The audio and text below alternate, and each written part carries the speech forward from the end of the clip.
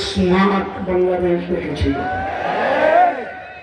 আজকের ছাত্র জনতা আর গ্রাম সকলে মিলে আন্দোলন সংগ্রামের ফলে ধর্মনিরপেক্ষতাবাদের কবর হয়েছে।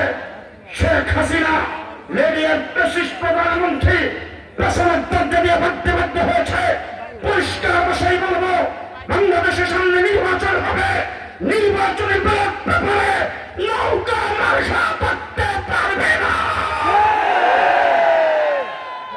কথা বলতে চাই, বাংলাদেশের মুসলিম জনগোষ্ঠীর স্লোগান হবে না রায় তাকবীর।